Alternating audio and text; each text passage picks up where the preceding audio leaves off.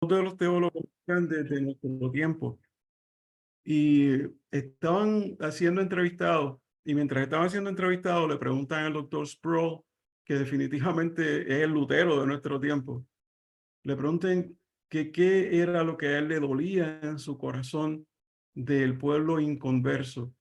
Y él dice que es que no conocen al Señor, que no conocieron al Señor, no lo han conocido. Y todo el mundo, pues había más de 4 o 5 mil personas en aquella entrevista, en aquel lugar, y todo el mundo se asombró, ¿verdad? De la misericordia del doctor Sproul. Y ahí mismo el moderador le dice, ¿y qué le preocupa con respecto al pueblo de Dios, pueblo convertido? Y él pensó un microsegundo y dice que tampoco conocen a Dios. Y no es que no lo conozcan porque no vayan a la iglesia, es que no se conoce porque no se predica correctamente.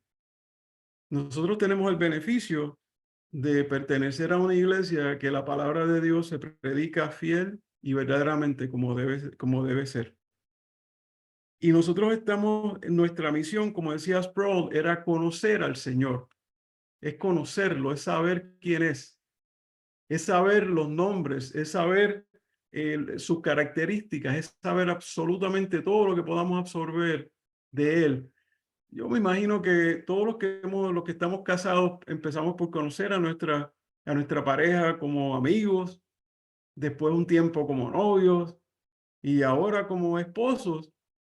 Y eso se puede extrapolar a todas las relaciones. Y día a día todavía nos mantenemos aprendiendo algo de nuestras parejas. Y así pasa en esto con el trato con Dios. La situación es que nosotros, como decía Sproul en esa conferencia, nosotros pensamos en un Dios que nos resuelve situaciones, pensamos en un Dios que nos resuelve problemas, pensamos en un Dios que nos sana, que nos liberta, pensamos en un Dios que nos cuida a nuestros hijos, pero pensamos en un Dios pequeño. No pensamos en la magnitud, la grandeza, la soberanía enorme de Dios. Si nosotros pensáramos en los atributos de Dios, ¿quién es Dios de verdad? Entonces yo estoy más que seguro que le haríamos todavía más caso, como dicen los niños pequeños, seguiríamos más sus instrucciones, lo amaríamos más y estaríamos pendientes a crecer en su palabra. Así que por eso me di a la tarea, después que conversamos con el pastor, de tratar de montar este taller junto con los maestros de la iglesia, que tiene que ver con los atributos de Dios. Y lo defino de esta manera porque Juan nos dice en el capítulo 17, en la oración de Jesús, en el versículo 3, nos dice, y esta es la vida eterna. Y fíjense lo que dice, que te conozcan, o sea, es un requisito. Jesús, el Hijo, nos está diciendo que conozcamos al Padre. Ahora, ¿cuánto nosotros conocemos de ese Padre? Hasta el momento, Sproul decía que prácticamente nada. Que te conozcan a ti, el único Dios verdadero y a Jesucristo, a quien has enviado. Eso es Juan capítulo 17, versículo 3. Antes de pasar al resto de la presentación, debo hacer dos anotaciones.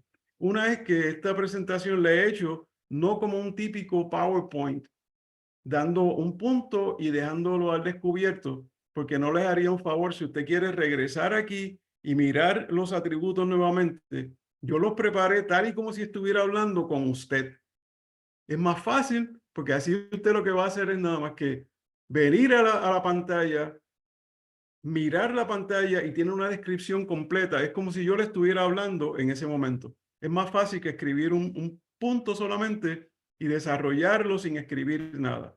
Así que habiendo dicho eso, utilicé bastantes recursos, utilicé de la teología sistemática de Wayne Grudem, utilicé un poco de Perlman, utilicé un poco de Erickson, de MacArthur, de Pérez Millos, y tengo un segmento también del doctor Miguel Núñez. Así que vamos a darnos la tarea de mirar este material.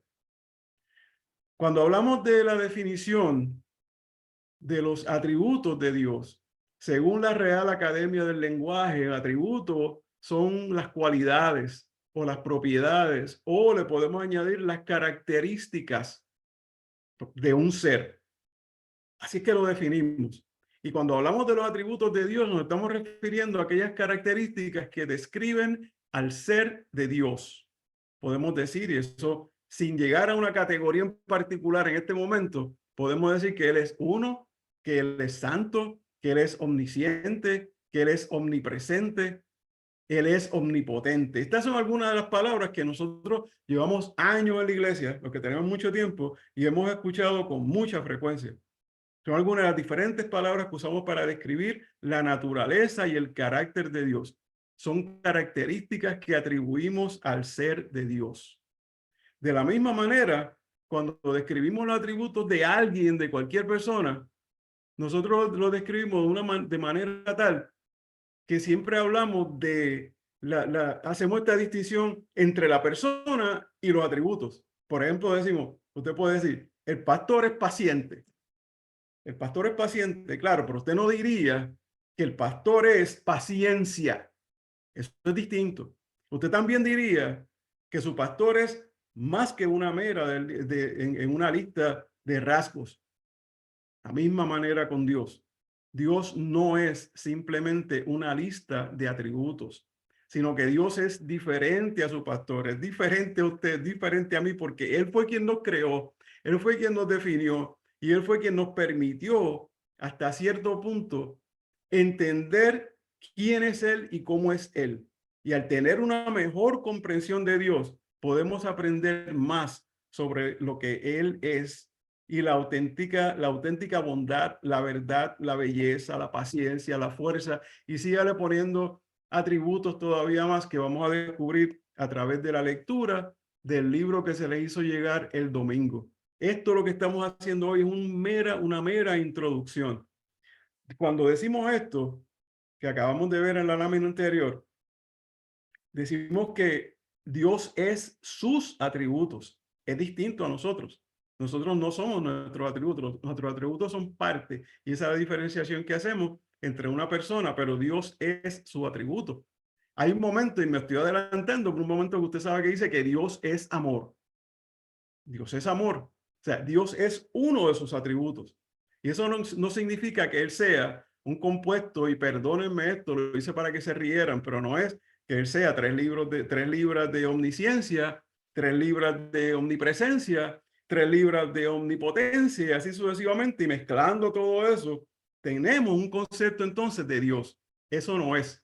En lugar de eso, Dios en su esencia, y grabe esta palabra y escríbala por ahí si tiene papel y lápiz, porque no es la única vez que lo va a escuchar, en su inmanencia. La inmanencia es todo aquello que tiene que ver con su ser, con su logos, como se dice en griego. Es con su ser, con todo él, cuán apegado está a su esencia, cuán apegado está a su ser. En su ser mismo, él es santo y esa santidad es inmutable. Fíjese que describiéndolo, ya describimos un par de los atributos de Dios y ya mismo los colocamos y usted va a saber un poco más. Así que Dios en su totalidad es inmutable, porque si es santo, es totalmente santo. Si es inmutable, es 100% inmutable. O sea, no es que es un poquito inmutable y un poquito y un poquito más es santo. Él es santo completo, inmutable completo. Si usted mira los atributos de Dios y los atributos de Jesucristo y está viendo el fruto del Espíritu, usted está viendo que hablamos de amor y hablamos de paz y hablamos de paciencia, y hablamos de fe y hablamos de mansedumbre, de templanza, de dominio propio. Y Dios es todo eso. Jesucristo es 100% todo eso. Así que esos atributos no pueden ser reunidos como una montañita, ¿verdad? De arena. Usted dice, este piso lo hago de omnisciencia y este otro de omnipotencia, porque no funciona de esa manera. Y al estudiar los atributos individuales de Dios, sin embargo, no lo estamos diseccionando, no lo estamos disecando, porque Él es un todo. Él es el logos. Simplemente estamos centrando nuestra atención por un momento en una sola dimensión o aspecto de su ser. Esto puede ser de mucha ayuda para nuestra comprensión de Dios, porque la única forma en que podemos conocerlo es a través de sus atributos. Mientras más entendemos estos atributos, más comprendemos y mejor su persona, su carácter, lo cual nos alienta a adorarlo y a obedecerlo. Por último, estas generalidades sobre los atributos, esta es la última y quiero ser aquí enfático. Esta quizás es la tercera vez en 4 slides que llevo que voy a hablar lo mismo en otras palabras, ¿no? Los atributos de Dios se refieren a los rasgos del carácter de Dios tal como se nos revelan en la Escritura. Si usted se fijó y ha estado atento, lo último que dije no lo había dicho antes. O sea, ¿cómo conocemos a Dios? Lo conocemos a través de las Escrituras y a través de la revelación de las Escrituras es que podemos atraer, podemos sacar, podemos nosotros de verdad definir cuáles son esos atributos. Y en la medida en que llegamos a conocer a Dios en y a través de sus acciones y palabras, tal como se registran a través de la amplitud de las Escrituras, Dios es descrito como poseedor de ciertas características o atributos. Marqué esta porción en amarillo porque es sumamente importante. Las descripciones que se hacen aquí, igual que las que se hacen en cualquiera de los libros que cité, del de Wayne Grudem, del de Perman, del de Erickson, del de MacArthur, del de Samuel Pérez Millo, cualquiera de ellos, todos esos teólogos de fama, todos tienen la humildad de poder decir que las descripciones vertidas en cualquiera de esos libros las hacen con humildad, reconociendo la distancia infinita entre Dios como creador y nosotros mismos como sus criaturas. En nuestra mente finita se nos hace casi imposible definir la infinitud de Dios. Y esa va a ser la primera de las características que vamos a estudiar la semana próxima del libro que se le hizo llegar el domingo, La infinitud de Dios. Sin embargo, también tenemos confianza en esas descripciones, ya que Dios ha escogido revelarnos. Él es quien se ha dejado ver. Él es quien nos ha dado suficiente información para decir, yo soy de esta manera. Él nos ha revelado su identidad y sus propósitos a través de las Escrituras, de manera que podamos entenderlos. Ustedes tienen una ventaja. En nuestra iglesia, en Victoria en Jesús, tenemos una ventaja porque no se planificó de esta manera, pero en los propósitos de Dios ya estaba. Ustedes venían estudiando los nombres de Dios. Y los nombres de Dios en el Antiguo Testamento revelan algo, nos dan pistas, unas pistas fuertes en cuanto a su naturaleza. Estos nombres a menudo significaban tanto la alteridad, quiere decir la trascendencia. Y cuando yo hablo de alteridad, o en teología se habla de alteridad, lo que estamos hablando es cuán grande, cuán alto está Dios con respecto a nosotros. Si es la trascendencia, es porque Dios se considera trascendental. Cuando usted dice que algo es trascendental, es que es demasiado fuerte, demasiado marcado, demasiado distinto a todo lo que ha pasado. Hay una distancia entre usted y cualquiera de otras cosas. Pasó algo trascendental en la historia, cambió la historia. Dios en su naturaleza es trascendental. Por eso hablamos de la alteridad y hablamos de la trascendencia de Dios, como también de su cercanía, que la describí ahorita como la inmanencia. En el Antiguo Testamento, igual que en el Nuevo Testamento, con algunos de los adjetivos que vamos a ver ya mismo, Dios podría ser conocido por su nombre, pero su nombre o sus nombres eran diferentes a cualquier otro nombre, y cada uno de esos nombres que revelaban el carácter de Dios se manifestaban en estas dos direcciones, trascendencia e inmanencia. Fíjese que usted llegó a estudiar estos nombres que usted está viendo en la pantalla ahora. Usted estudió Elohim, fuerte y divino, Adonai, Señor, el Elión, el Altísimo, el Roy, el fuerte que ve, el Shaddai, el todopoderoso Dios, el Olam, Dios eterno, y el más común que oímos, además de Elohim y Adonai, Yahvé. Por cierto, hago un paréntesis porque el pastor me mostró un libro que él tiene que tiene más de 80 nombres. Así que no son estos poquitos, pero traje esos únicamente porque son los más comunes y los que usted posiblemente haya estudiado en el pasado. Así que partiendo de eso, hay otras características que las podemos ver como adjetivos, las podemos ver como un nombre común y lo utilizamos para Dios, tanto en el Antiguo Testamento como en el Nuevo Testamento. Decimos que Dios es eterno. No hay que definirlo mucho. Usted sabe lo que quiere decir, que no tuvo principio, que no tiene fin, que su existencia nunca va a terminar. Él es inmortal, Él es infinito. Dios es inmutable, lo cual significa que no es alterable.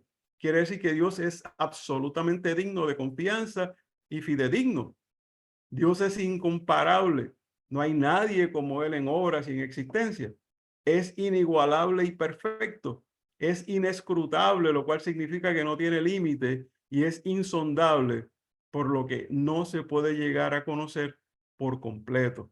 Así que usted tiene entre los atributos o los nombres del Antiguo Testamento, tiene adjetivos del Antiguo y del Nuevo Testamento, que estoy más que seguro que lo hemos utilizado en algún momento para definir algunas de las características de Dios. Ahora vamos a entrar a lo que realmente nos corresponde en esta noche, porque esta noche es un preámbulo a lo que viene en el libro que se les hizo llegar el domingo pasado. Vamos a hablar un poquito sobre atributos de Dios. Hoy día los atributos se marcan como atributos comunicables y atributos incomunicables.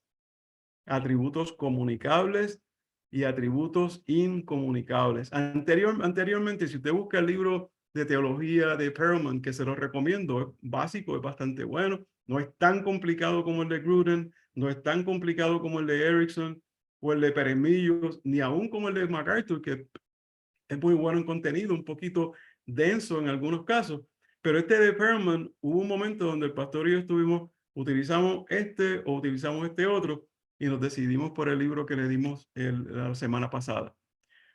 Pero si usted ve el de Perlman, Perlman tiene 3 divisiones, en vez de tener 2 como comunicables e incomunicables. Perlman lo tiene como atributos no relacionados, que hoy día esos atributos están bajo los incomunicables, que son que Dios es espíritu, Dios es infinito y Dios es uno. Y entonces tiene lo que son los morales, que son Dios es santo, Dios es justo, Dios es fiel, misericordioso, amor y bueno. Y tiene unos que hoy día se conocen como incomunicables, y él los tiene bajo hechivos. Nunca había escuchado yo hasta llegar al libro de Perlman hace unos cuantos años. Estos atributos de Dios yo los conocí como incomunicables y él los describe como hechivos. Y es Dios en relación con el universo. Ahí es donde cae que Dios es omnipotente, omnipresente, omnisciente, Él es sabio y soberano.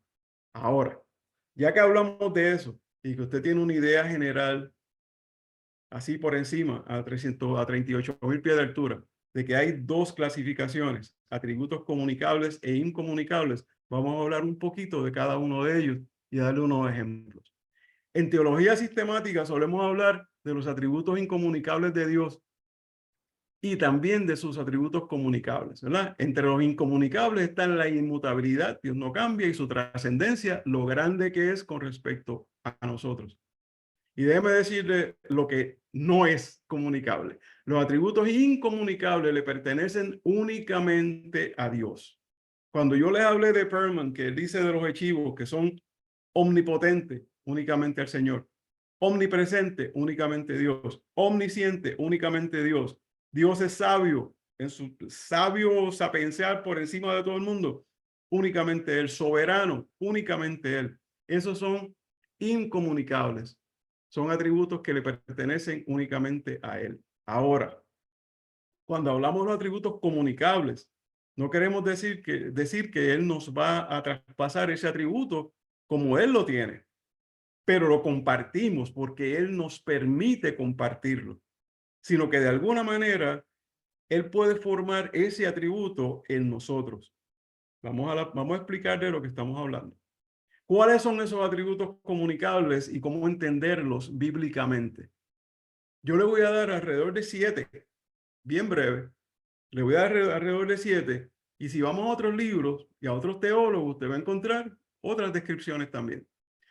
El primero, la santidad de Dios.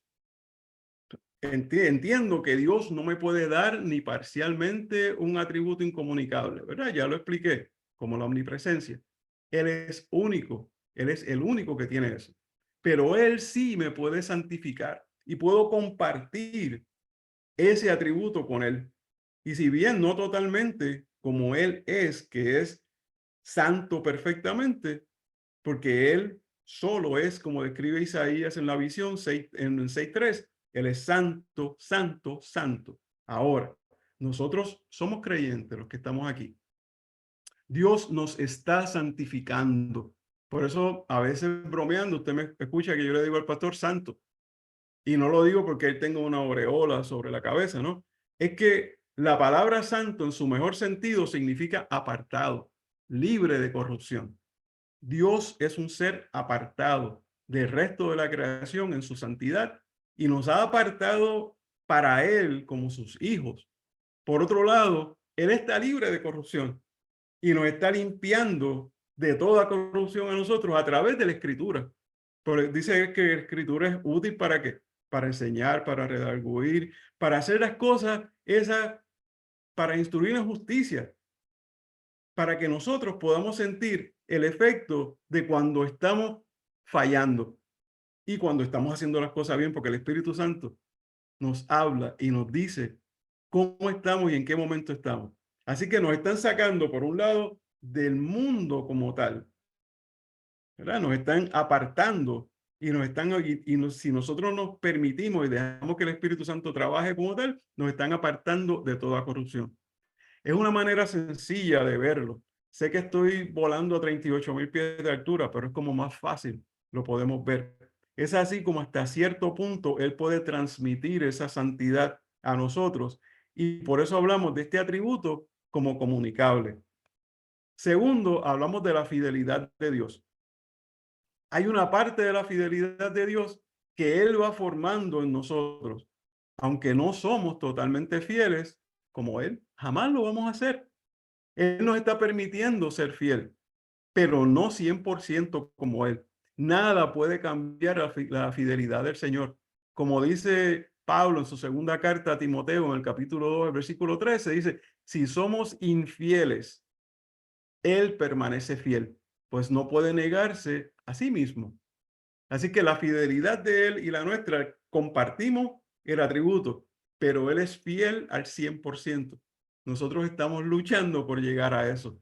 Por ejemplo, usted puede ver en la Biblia cómo Dios le hace una promesa a Abraham y Él tiene en su esencia una imposibilidad de romper esa promesa. Quisiera romperla en un momento dado, pero no la rompió. Nosotros podemos tratar de cumplir nuestras promesas, pero a menudo fallamos. Así como hay fidelidad en nosotros de esa misma manera, pero llevada a unas últimas expresiones exponenciales, altísimo. Ahí está la fidelidad, así está la fidelidad de Dios y sus promesas dependen de su carácter dadivoso. Por lo tanto, son irrevocables, como le dice Pablo a los judíos en Romanos capítulo 11, versículo 29. Y si fuera Dios a retirarte un llamado que te hizo, tampoco lo va a hacer, porque Él, en primer lugar, no te hubiese hecho el llamado. Si lo hizo, dicen que en Él sus promesas son sí y son amén. O sea, Él no va a dar hacia atrás. Las promesas de Dios son para siempre, no como las nuestras.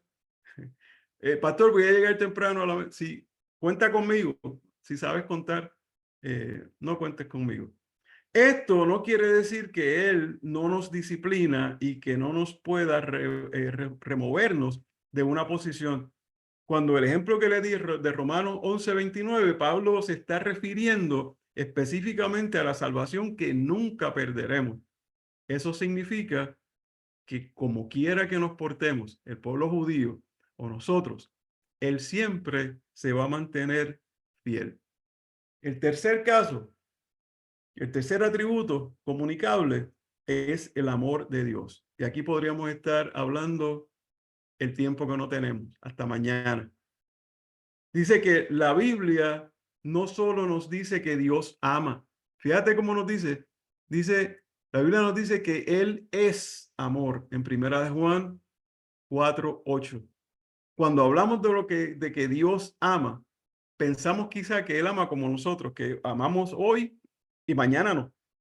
Pero cuando la palabra dice que Dios es amor, significa que Él va a amarme para siempre, porque cuando Él es algo, y en este caso Él es amor, Él siempre es eso. Y vuelvo y digo, si Él siempre es amor, Él siempre va a ser amor, amor. Cuando hablamos de que Dios es amor, debemos comprender algunas cosas importantes. 5 puntitos que les traigo. El amor de Dios no es influenciado. No podemos jugar con Dios y mucho menos. O sea, no podemos jugar con el amor y mucho menos con Dios. Cuando me porto mal y le desobedezco, Él no me ama menos, porque en ese caso yo podría manipular el amor de Dios. Él quizá no me bendiga igual, no me bendice igual, pero me está amando igual. No podemos hacer variar el amor de Dios porque Él no depende de lo que nosotros somos. Busque Deuteronomio 7, versículos 7 y 8, y usted verá de lo que estamos hablando. Segundo punto, el amor de Dios es eterno. El grado de amor que Dios me tiene hoy, después que yo lo acepté y soy su hijo, es el mismo que Él me tuvo antes de crearme. En la existencia pasada, como dicen algunos libros, en la existencia pasada, antes de crearme, porque yo existía en su mente y su amor no ha cambiado desde la eternidad. Es el mismo amor que Él me tenía en la concepción, el mismo amor que Él pensó en la eternidad pasada, ese es el mismo amor que me tiene hoy. Y el amor de Dios es atrayente. Por nuestra pecaminosidad, el amor de Dios no nos resulta a primera vista atractivo. Nos gusta estar en pecado, nos gustaba estar en el mundo, nos gustaba estar, como dice Pablo en Efesios, en delitos y pecados. Se nos hizo difícil, pero cuando sentimos el llamado del Señor, ese amor nos atrajo, nos atrae y nos lleva a vivir para Él cuando somos creyentes, como está el ejemplo de Jeremías 31:3. Próximo punto, el amor de Dios es dador y sacrificial. Ese yo creo que es el más fácil de explicar. Pero si digo que el amor de Dios es dador, quiere decir que Dios es dador, porque las características van juntos todo. Dice sacrificial, ya usted sabe que Dios amó tanto al mundo que dio a su Hijo por nosotros cuando éramos sus enemigos. Y ahí está Juan 3:16, que todos lo podemos recitar de memoria, y Romanos 5:8 también, donde nosotros le estamos dando la espalda al Señor. Por último punto que quiero resaltar sobre el amor de Dios. El amor de Dios es soberano. Y como enseña Romanos 9:13, hablando del ejemplo de Jacob, dice, a Jacob amé, pero a Esaú aborrecí. Sobre eso último es importante aclarar que si Dios es amor, y sígame la línea de pensamiento aquí, si Dios es amor y ese amor es soberano, entonces su amor es soberano. Si Dios es infinito y su amor entonces su amor también es infinito, porque una vez, como dije anteriormente, Dios es una cosa, también va a ser la otra. Él es eso a través de todo su ser. Entonces, si Él es soberano, Él ama soberanamente. Déjeme resaltarle algo de este pasaje de que Jacob amé, pero Esaú aborrecí, porque el príncipe de los predicadores, Charles Spurgeon, dijo algo lo más interesante. Y es el último punto que trato de traer aquí. ¿Por qué amó a Jacob y a Esaú aborreció? Es difícil de comprender para nosotros, pero está en la Biblia. Si está en la Biblia, no creemos de esa manera. Como dijo Spurgeon, yo entiendo por qué Dios aborreció a Esaú. Lo que no entiendo es por qué amó a Jacob. Lo asombroso es que hay amor y nos ama a todos nosotros. Ese punto es irrelevante del amor que estaba diciendo, pero me estuvo curioso la cita de Spurgeon. Vamos al quinto. El quinto atributo comunicable es la misericordia de Dios. Y la palabra misericordia, sabemos que el hebreo, la Biblia no fue escrita en español, ¿no? La Biblia no fue escrita en inglés tan siquiera. El Antiguo Testamento está escrito en hebreo y tiene Daniel, el libro de Daniel, el capítulo 4, está en arameo prácticamente completo. Y así hay otros pedacitos que están en arameo y el Nuevo Testamento completo está en griego. Así que hay palabras que tienen diferentes definiciones y a veces hasta 4 definiciones por una misma palabra en español. Así que la palabra misericordia en hebreo es rasham, que significa tener compasión. La otra palabra que utiliza el Antiguo Testamento en la Biblia es chesed, que significa bondad o benevolencia, a veces traducida como bendición. Así que ahí tiene casi 4 palabras para hablar de misericordia. En griego, la palabra utilizada es elemón, que significa tener compasión.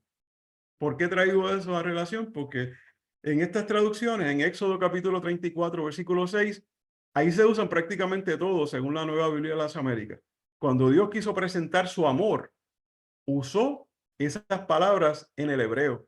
Entonces pasó frente al Señor por delante de él y proclamó y dijo el Señor, porque la nueva versión, la nueva Biblia de las Américas, para Jehová lo dice Señor y para Jah, Señor. Así que ahí dice Señor 2 veces. El Señor, Dios compasivo y clemente, lento para la ira y abundante en misericordia y verdad. Lo interesante y lo importante fue que en esa traducción se utilizaron prácticamente todas esas palabras que se hablaron en el griego y se hablaron en el hebreo. Es lo mismo que Dios le dice a Moisés cuando le da los mandamientos en Éxodo 20. Allí Dios habla que él visita la iniquidad de los padres hasta la tercera y cuarta generación. En ese mismo contexto, dice ser abundante en misericordia para aquellos que le aman, de manera que esto nos da un contraste entre justicia y la abundancia de su misericordia. Está haciendo justicia con aquellos que lo aman y con aquellos que tienen iniquidad. Dice, él visita la iniquidad de los padres. Con eso hace justicia. Sin embargo, los que lo amamos o los que lo aman, ahí tiene misericordia. Y eso me hace pensar a mí y me da más peso a pensar del pecado. Porque pensar que un Dios que es infinitamente misericordioso se atreve a mandar a individuos al infierno porque pecaron, sin duda me deja pensar que el pecado para Dios tiene algo infinitamente horrendo. Así que ahí entra la justicia y la misericordia del Señor. El sexto atributo comunicable es la justicia de Dios. Aquí soy breve. Dios es justo, incapaz de juzgar inapropiadamente.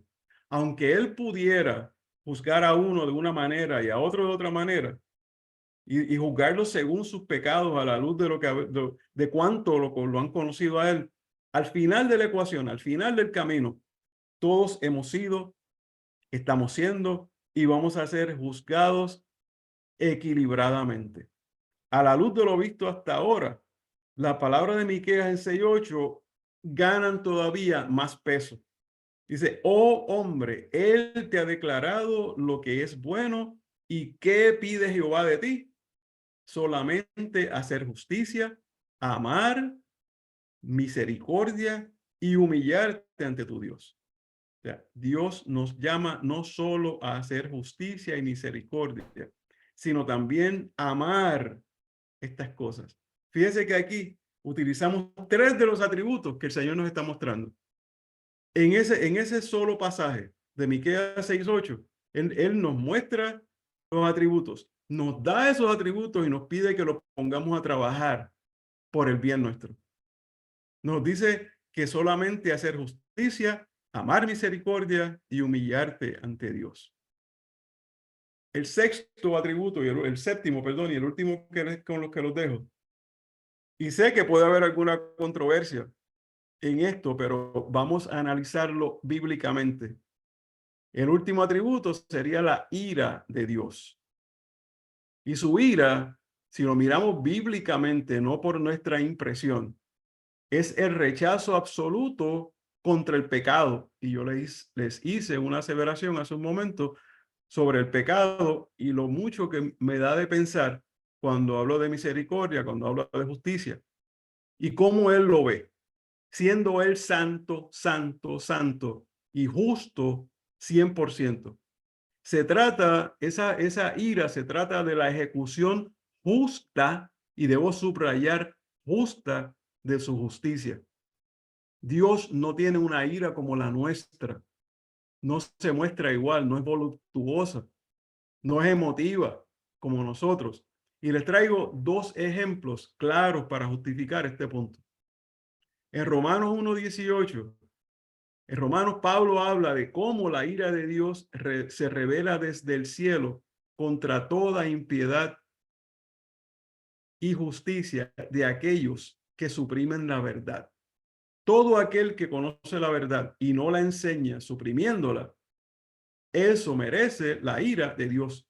Si usted se extiende a leer desde el versículo 18 hasta el versículo 21, en el 21 Pablo añade que el hombre, habiendo conocido a Dios, no le reconoció a Dios, no le reconoció como Dios, ni tampoco le da gracias.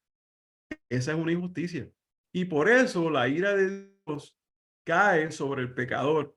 Es la que cae es totalmente justa. Es un atributo de Dios. Juan 3:36 es crucial cuando hablamos del tema. Dice el mismo Señor que el que cree en el Hijo tiene vida eterna, pero el que rehúsa creer en el Hijo no verá la vida, sino que la ira de Dios está sobre él. Cuando no creías, cuando tú y yo no creíamos y estábamos en el mundo, Dios tenía su ira sobre ti y sobre mi persona como consecuencia de nuestro pecado. Pero cuando creímos y mientras creemos, sabemos que nuestra ira fue aplicada, fue traspasada en la cruz a la vida de Cristo. Fue removida de nosotros y ya no tenemos que recibirla. Y esto está en el corazón del Evangelio, en el capítulo 3, cuando Pablo está hablando de la justificación por la fe. En Romanos 3:23 empieza diciendo que nosotros todos, por cuanto todos pecaron, todos hemos sido alejados, rechazados, por cuanto todos pecamos. No, ya nos separaron, no de buena manera, sino fuimos separados del amor de Dios en ese momento. Así que como vimos al comienzo, nosotros no poseemos estos atributos en la misma medida que Dios. Dios nos permite compartirlos con Él. Él a un 100% y nosotros a nuestra capacidad. Por tanto, oremos que el Señor nos haga cada día más semejantes a Él para su gloria. Y aquí vamos y tiene un ejemplo de aquello que se llamaba antes atributos morales. Hoy se llaman atributos comunicables de Dios. Lo interesante es que tiene un dibujito que quizá lo hace un poquito más ameno. Dios es bueno, Dios es justo, Dios es amor, fidelidad, verdad, paciente, clemente, compasivo, misericordioso. Eso nosotros los compartimos, esos atributos con Él. Si vamos a la próxima y ya estamos de picada, los atributos incomunicables de Dios son aquellos que le pertenecen exclusivamente a Él y no pueden ser compartidos con los seres humanos. Mira, la simpleza de Dios. Y cuando digo la simpleza, no es porque Dios sea un ser simple. Simple en el sentido de que en su esencia, Él es un 100% todo. 100% logos. 100% amor. 100% justicia. 100% todo. ¿Qué más sencillo de analizar que eso? Nosotros somos mucho más contradictorios. Nosotros tenemos emociones que son a veces encontradas, pero Dios es siempre todo aquello que Él es. Cuando Él está airado, también siente amor por el obediente, porque Él es 100% amor. Y su ser no está dividido en partes, sino que es 100% amor, 100% infinito, 100% fiel, así sucesivamente. Segundo atributo incomunicable, la aceidad de Dios. La palabra aceidad proviene del latín y significa de uno mismo. Ese atributo se refiere a la autoexistencia e independencia de Dios. Él no depende de nada ni de nadie para existir. Mientras nosotros tenemos vida porque Él tiene vida, porque Él nos dio vida, porque Él controla la vida, Él existe por sí mismo. Si nosotros tuviéramos un switch y pudiéramos apagarlo, ¿no? Turn it off and on. Si pudiéramos apagar a Dios, el universo completo se apagaría. En Él vivimos y en Él nos movemos y existimos, pero Él no necesita nada externo, no necesita nada de nosotros para mantener su existencia. La eternidad de Dios está altamente relacionada con la que vimos, con la aceidad de Dios. Dios ha existido por toda la eternidad. Dice que Él es el alfa, el omega, el principio, el fin. Mientras que nosotros somos seres temporales, Él no tiene principio ni tiene fin y su existencia no está limitada por el tiempo. Su inmutabilidad, Él no cambia. A diferencia de nosotros los seres humanos que experimentamos cambios en nuestras circunstancias y emociones, Dios permanece constante. Su carácter, sus promesas, su amor son inalterables. Mencionar otro, la omnipresencia de Dios. Dios está presente en todas las partes al mismo tiempo. Aunque nosotros estamos presentes solo en un sitio a la vez, Él llena absolutamente todo el universo con su presencia. Ese es el Dios grande que nosotros se nos escapa en ocasiones. Pensamos en un Dios que nos resuelve, como le dije al principio. Pensamos en un Dios que nos sana. Pensamos en un Dios que es tan limitado, lo vemos tan limitado. Sin embargo, Él es un Dios que cuando usted vea la primera característica del libro, hablamos de la infinitud. Todo está lleno de Dios. Absolutamente todo es Dios. Eso es lo que el griego decía que es el logos. O sea, estos atributos incomunicables nos ayudan a comprender la grandeza, la trascendencia de Dios, lo trascendente que Él es comparado con nosotros y a la vez la singularidad de Dios. Si usted mira en un chart, así, ejemplo de atributos incomunicables, aquí usted está viendo lo que antes le llamaban atributos exclusivos de Dios, que también le llamaban atributos hechivos de Dios. Y hoy día para nosotros, atributos incomunicables. Omnipresente, omnisciente, omnipotente, trascendente, eterno, inmutable, perfecto y santo, y trino. Yo espero que estas características del Señor nos abran el entendimiento a lo que nosotros debemos conocer de Él, a lo que nosotros debemos saber de nuestro Señor, que lo veamos de una manera distinta, que cuando terminemos esta secuencia, este libro, nosotros podamos tener más herramientas para nosotros ver y entender realmente cuán pequeños somos versus cuán grande es el Dios que nosotros adoramos de domingo en domingo. Quizá en ese momento lo vamos a ver tan distinto que nosotros vamos quizás a detenernos y vamos a verlo de esa manera. No es que sea inalcanzable, pero que por fin podamos darle el crédito que el Señor se merece. Yo concluyo la presentación como tal. Si alguien tiene alguna pregunta, estoy dispuesto a contestarla. Bueno, mis hermanos, los que estamos presentes, si alguno tiene una pregunta, no tenga temor de preguntar. Estamos para aprender, estamos con inquietudes porque a veces la palabra de Dios nos invita a reflexionar de ciertas facetas de parte de Dios. Estamos entrando en unos terrenos muy interesantes porque es conocer un poco más a ese ser al que supuestamente nosotros adoramos. Así que si algún hermano quiere levantar su manito, Betty nos avisa. En entera confianza, hermano. Yo quiero decir algo. La verdad que esta clase me parece espectacular, es increíble la manera como define todos los atributos de Dios y definitivamente sí, esto es el abrebocas, cómo va a ser todo el libro. Me gusta muchísimo, me encantó la clase, hermosa. La gloria sea para el Señor. Amén. Es totalmente distinta al libro, nada tiene que ver como tal. Lo que quise fue darles una idea y que ustedes puedan conceptualizar los atributos de Dios desde ahora. Que ustedes los puedan ver, que tan pronto hablemos de la infinitud de Dios, usted puede decir, bueno, eso es un atributo incomunicable del Señor. Y cuando hablemos así de otras cosas, porque el libro quizá no es tan específico, una de las razones que escogimos este libro es porque es sencillo, no es que sea simple en el sentido de que no trae toda la información, trae la información. Y de hecho hay un segundo libro también. Pero es más sencillo que leer, por ejemplo, el libro de Teología Sistemática de Grudem, que es el mejor de todos, creo yo, a mi gusto, pero es extremadamente complicado.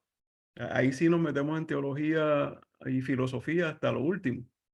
Aquí estamos, lo que quise ir fue a 38.000 pies de altura, pero que ustedes tengan la capacidad de ahora en adelante a definir, el atributo quiere decir esto, y dividimos en dos maneras, atributos comunicables y atributos incomunicables. ¿Cuáles son comunicables y por qué? Y cuáles son incomunicables y por qué.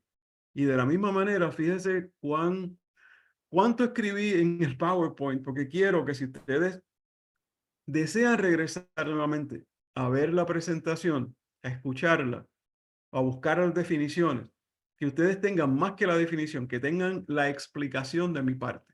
Es como si si cuando usted lo abre, es como si yo estuviese ahí, diciéndole lo que realmente eso quise decir cuando escribí tal cosa.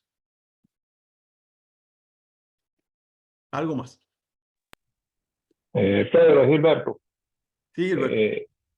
Sí, bueno, excelente. Yo creo que vamos a tener un viaje excelente, ¿no? Yo creo que sí. Con esta, con este estudio de este libro, y nos va a ayudar a comprender mejor, a tener una idea más clara, más amplia, más profunda de lo que de las características, ¿no? de Dios, ¿no? Definitivo. Y lo impresionante, yo leí el primer capítulo de la infinitud, ¿no? O sea, cómo lo grande que es, o sea, la magnificencia del Señor, y es que no tiene límites, ¿no? Correcto. Y cuando nos ponemos y reflexionamos sobre ese sacrificio, ¿no? Cómo se hizo hombre, de esa magnificencia, esa infinitud, se hizo una célula como nacen los niños, ¿no? Yep. Uh-huh. Entonces es increíble, o sea, increíble en el sentido de que nuestra mente no procesa, ¿no? Esa es de lo más grande a lo más pequeño para ese sacrificio, ¿no? Para poder, entonces es impresionante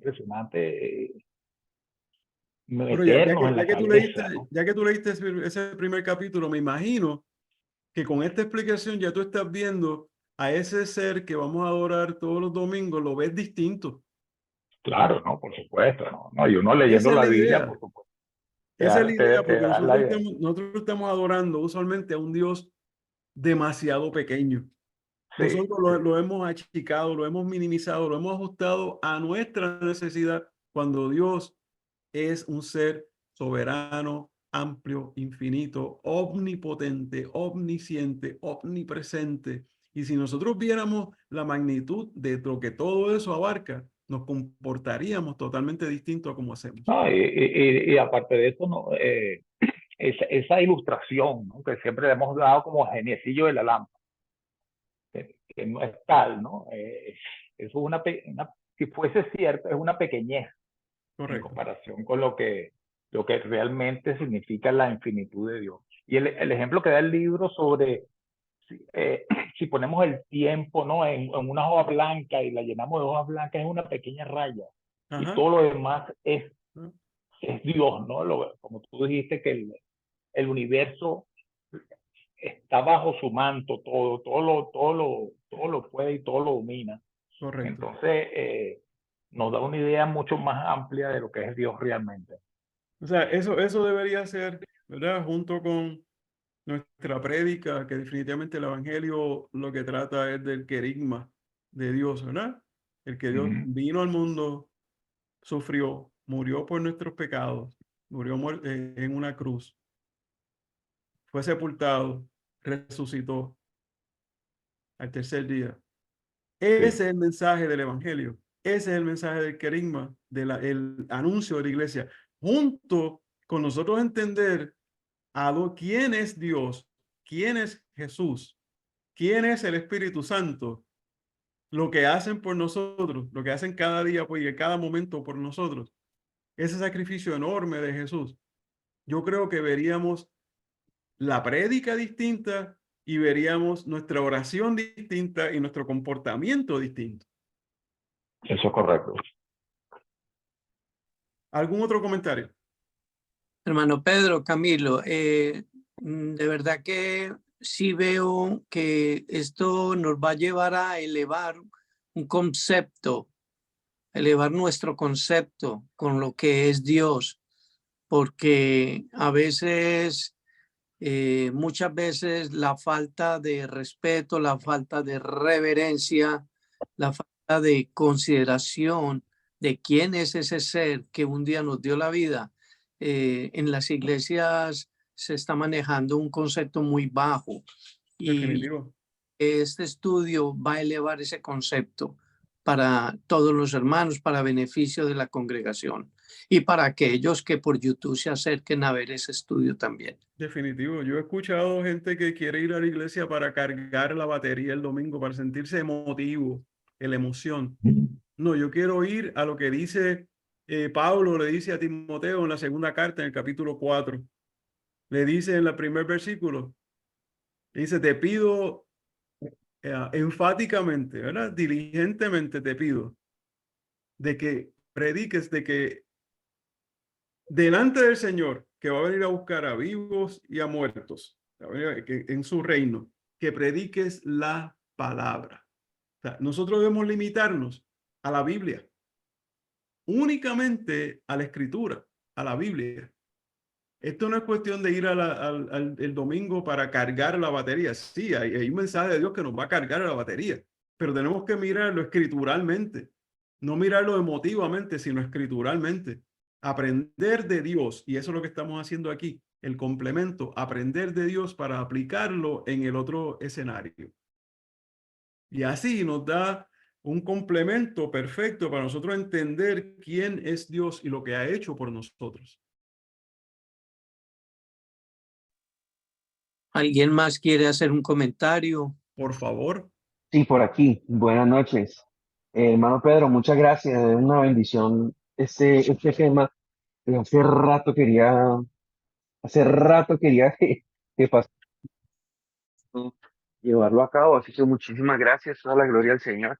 Y es cierto que dice la palabra que el pueblo se pereció por falta de conocimiento. Y la idea es que no nos pase eso. La idea es que conozcamos al Señor cada vez más, cada día más, y así mismo podamos agradarle cada vez más. Entonces, eso es lo que yo pienso que es lo que debemos hacer. Aprender, conocerle, estar en su presencia y entre nosotros mismos animarnos a conocerle más a él también. Así que Definitivo. muchas gracias. A sus órdenes y la gloria para Dios. Mira, somos 13 esta noche. Y yo no estoy pidiendo números para gloriarme. Al contrario, como dice Pablo, nos gloriaremos en nuestras debilidades.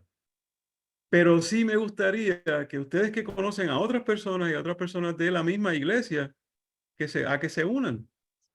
Es para el beneficio personal y de la iglesia como tal. Así que sería interesante si alguien más se puede ir uniendo, ya que la semana que viene comenzamos con el libro como tal. Es para crecimiento de todos. Amén. Ya. Bueno, mis hermanos, yo me alegro mucho, Pedro, de verdad que ha sido de mucha edificación y sentimos que ese crecimiento que va a venir tiene mucho que ver con el crecimiento personal de cada uno en su relación con Dios. Conocerlo a Él Amén. es enamorarnos de Él de verdad Definitivamente. y Definitivamente. definitivamente también manejar un estado de intimidad constante con el Señor.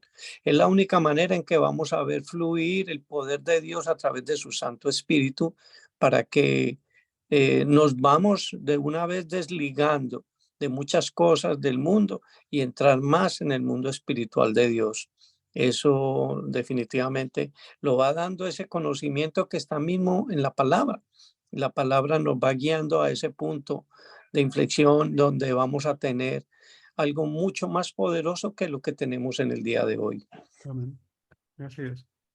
Bueno, mis hermanos, si no hay más comentarios, atendamos el llamado de nuestro hermano Pedro, hablemos con los otros hermanos para que se unan. Vamos a tratar de enriquecer también en lo del estudio bíblico con algunas de las personas que estaban muy interesados en participar también de la congregación de Victoria en Jesús de Carolina y de Venezuela. Pero vamos a ver si de pronto para el próximo miércoles podamos tener ya un grupito un poco más grande. No se trata, como dice usted, Pedro, de tener... Número, no es número, no es número. La idea es que este conocimiento es de vital importancia para la iglesia que se está deslizando en apostasía y en una falta de respeto a ese ser tan especial que supuestamente es nuestro Dios. Amén, así es. Bueno, mis hermanos, sí, Camilo, pues, disculpen. Aquí sí. hay una cita interesante, ¿no? En el libro. Dice así: la esperanza de la iglesia reposa en la pureza de su teología. Es decir, sus creencias acerca de Dios y el hombre y sus recíprocas relaciones. O sea, lo importante, como dice Pedro, de conocer el carácter, ¿no? Y los atributos de Dios va a fortificar la iglesia, ¿no? Y hacer a que nuestra teología se vaya purificando, ¿no? Porque con las redes sociales y todos esos falsos profetas y maestros que distorsionan la palabra, es muy en estos tiempos es muy fácil desviarse, ¿no? Y caer en cosas que no lo son. Entonces, por eso que con estudios como este, la importancia, ¿no? De mantener esa teología pura. Amén, así es. Amén. Hermano Cristian, Sí, señor. te voy a pedir el favor para que nos dirijas en una oración de despedida de este estudio esta noche. Claro que sí. Padre amado, en el nombre de Jesús, te damos muchísimas